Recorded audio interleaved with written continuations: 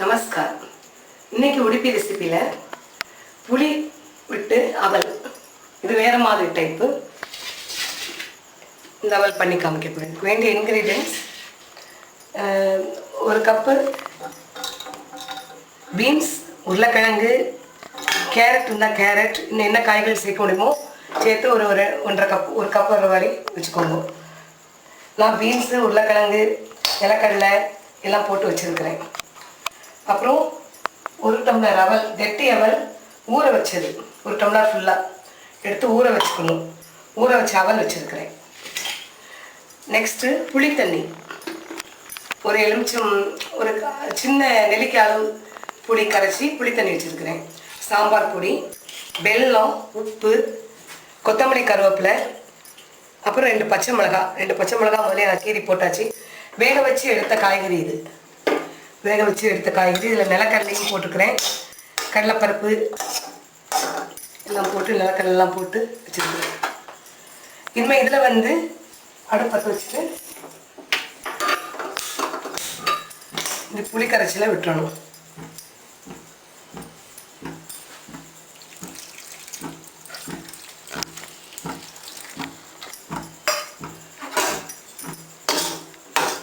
புளி கரைச்சியில் விட்டுட்டோம்னா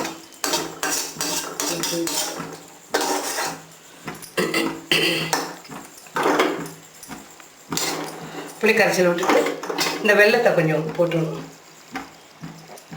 வெல்லம், உப்பு நான் முதலே போட்டுக்கிறேன். காய்கள் வெந்த உடனே உப்பு போட்டு காய் ஆட் பண்ணிவிட்டு கொஞ்ச நேரம் இது நல்லா கொதிச்சதுக்கப்புறம் கொஞ்சம் உப்பு சேர்த்துக்கலாம். நல்லா கொதிக்கட்டும்.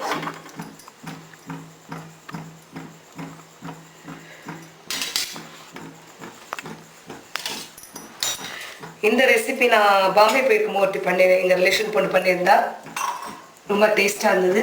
இதில் கரம் மசாலா பவுடர் நான் ஆற்றுலேயே அதை இது பண்ணிடுவேன்.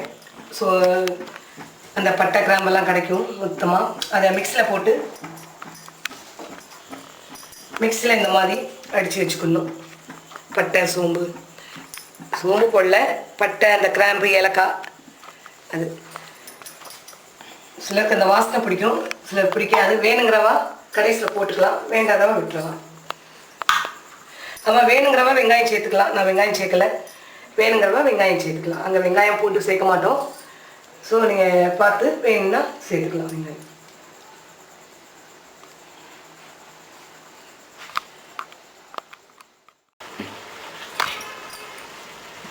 இந்த இதில் இப்போ ஒரு தக்காளியை ஆட் பண்ணிக்குவோம். நான் மறந்துட்டேன் சொல்கிறதுக்கு.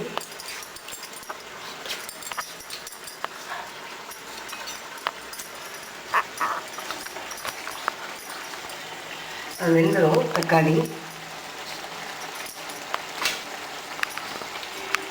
உங்கள் இஷ்டம், தக்காளி கூட போடணும்னா போட்டுக்கலாம்.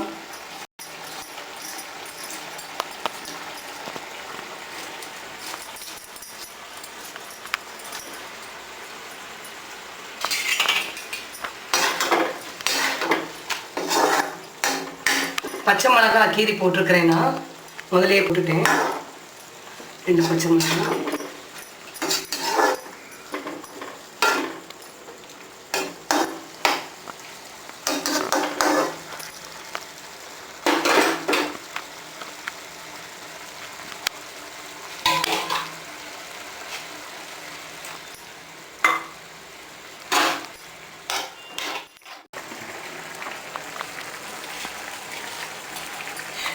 வெந்த உடனே இந்த சாம்பார் பொடி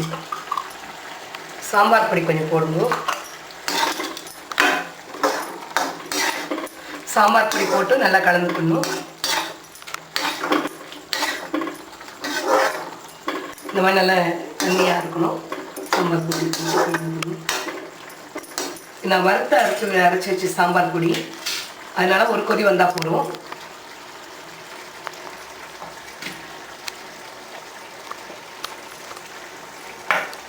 அப்புறம் இந்த கரம் மசாலா பொடி, அது ஆப்ஷன் தான். வேணும்னா போட்டுக்கோங்க, வேண்டான்னா விட்டுக்கோங்க.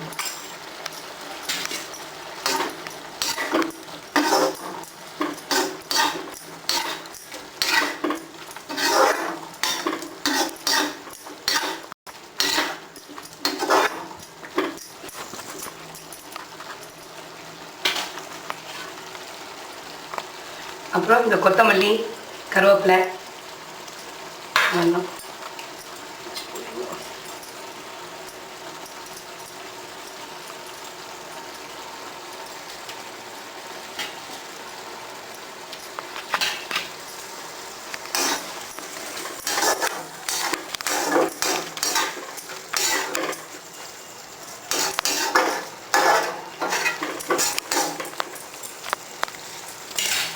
அடுப்பு சிம்மில் வச்சுட்டு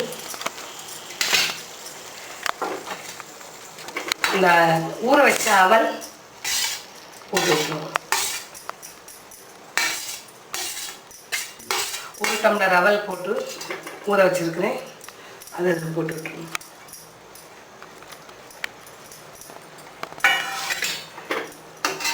அவளை போட்டுட்டு உப்பு கொஞ்சம்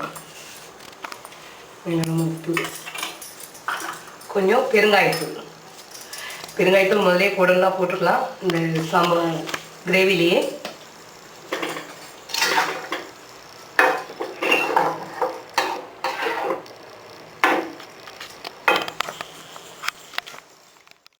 அந்த கிரேவியில் இந்த ஊற வச்ச அவலை போட்டு நல்லா கலக்கி விட்டுறணும்.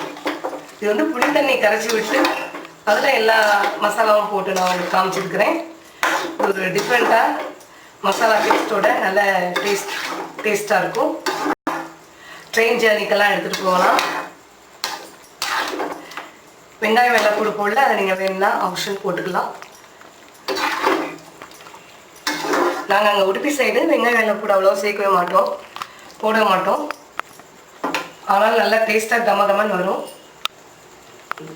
அதில் நல்லா கொதிச்சு வந்தோடனே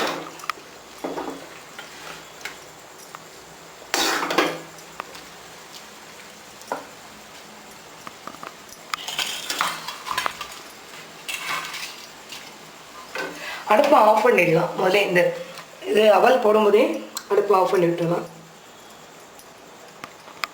கொத்தமல்லி கருவேப்பிலை தூவி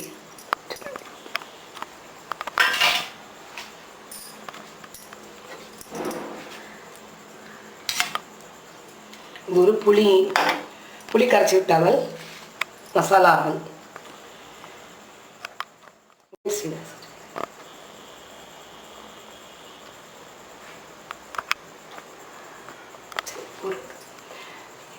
இந்த ரெசிபி எல்லோரும் பண்ணி பாருங்கள். எல்லோரும் என்ஜாய் பண்ணிட்டு சாப்பிட்டு பார்த்துட்டு செஞ்சு பார்த்துட்டு சாப்பிட்டு பார்த்துட்டு சப்ஸ்கிரைப் பண்ணுங்கள் எல்லோரும். நமஸ்காரம்.